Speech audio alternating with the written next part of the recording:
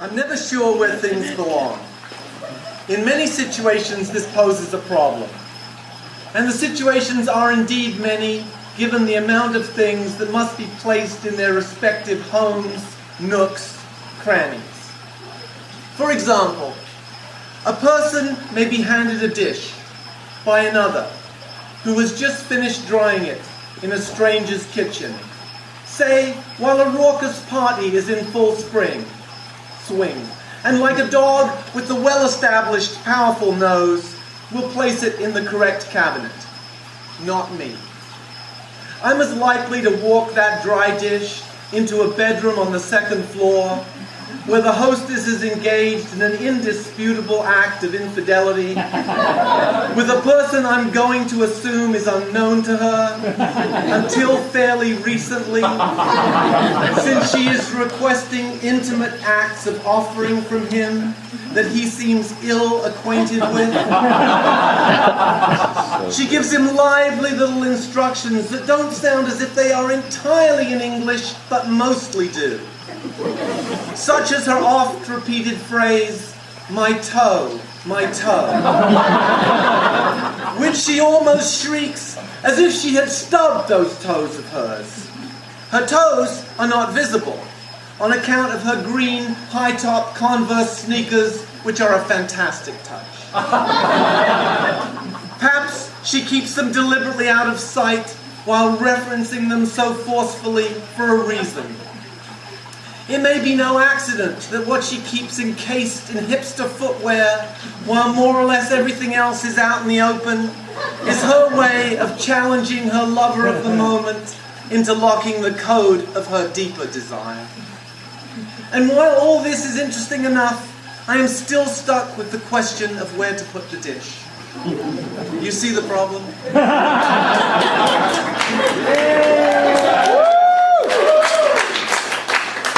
You don't believe a soul, or the contents of a sentence uttered by a soul. Maybe a morsel once in a while seems digestible, but it hardly matters. You've grown cynical. Perhaps you might have remained hopeful, but you never saw depth that didn't make you want to drain the pool. You were suspicious of content, didn't care for the tedious elaborations people saw as themselves. You were an early opponent of too much information. Now you sit in your bathrobe with the hood pulled up like a Benedictine monk accidentally deposited in a downtown Oakland condo. The view sealed off with heavy curtains. You're a dour creature. And then it happens. The dormant machinery of your life cranks up. Light is present and it's glaring. You can hardly get your bearings, and you're glad. Glad doesn't really capture it because nothing captures it. You're captured. She comes out of nowhere. She makes an offer, and it is sizable. The sheer scale of it makes you think it non-optional. Actually, you've stopped thinking. A silenced mind, the goal of mystics, the trademark of happiness, it is yours in the split second that follows her saying, "Undress me."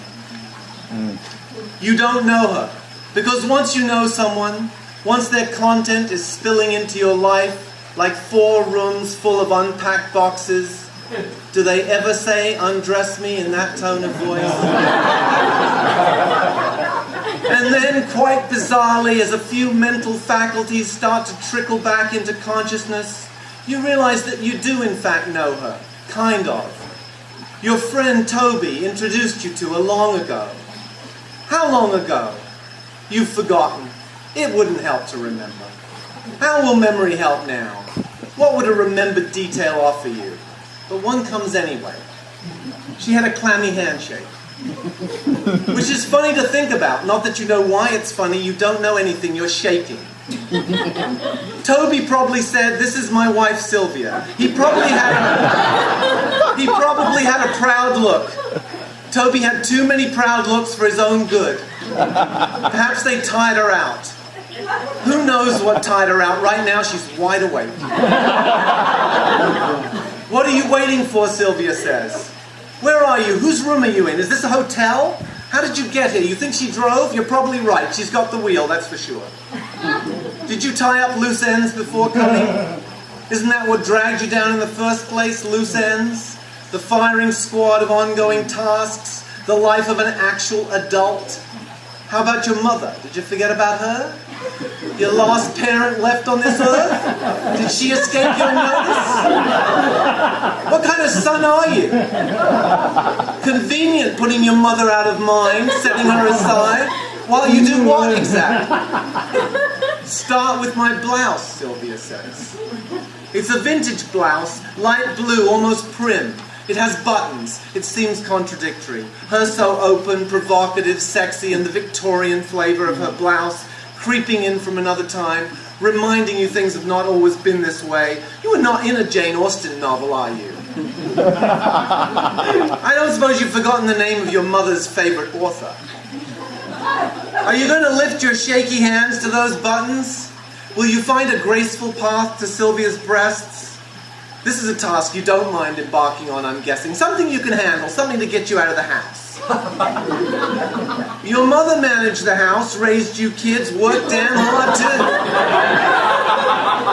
On account of your father's, shall we say, lackluster work ethic? Is lackluster the right word? Did you leave your elderly mother at a bus stop? The wrong bus stop, maybe? Was that deliberate? Did it help facilitate your desires? What if she's irretrievable, that mother of yours? What if she never gets home? Won't you ask yourself how you could have misplaced her so convincingly? Sylvia's blouse is off. You may be responsible for that unless she grew tired of waiting and did it herself. Would you have left all the work to her? My bra, can you help with that, she asks, which could be a clue. What does this clue reveal about your level of commitment, your sense of responsibility? About what may or may not have happened between you and Sylvia? About the possible location of your mother, if she is still with us? If she is not yet gone from this world? Was your mother once in a room like this? A dark room, a room off the beaten track? So far off it you can't say with certainty where it actually located? Was there another man, perhaps? One different from your lethargic pop? In a musty room like this one, your mom, a stranger, the stranger's competent hands on her, the hands of a diligent, hard-working man who could manage, who could lead your mother to a place like this, remove her garments, her smiling, an expression of delight filling her usually melancholy face. A man who knows what he's doing at last. Could those have been your mother's thoughts? You are quite beside yourself. Bras can be a tricky operation, isn't that so? Hooks and what have you. You see Sylvia's breasts. They are out in the open. They are free of any kind of confinement. They are a wild garden. You had filed her away under wife of Toby, wet handshake.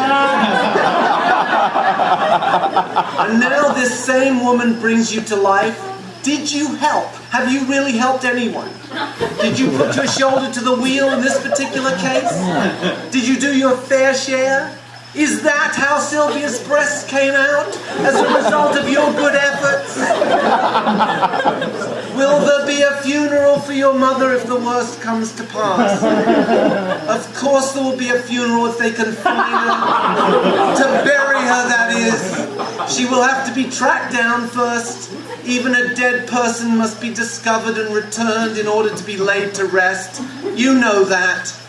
You can touch me, Sylvia says.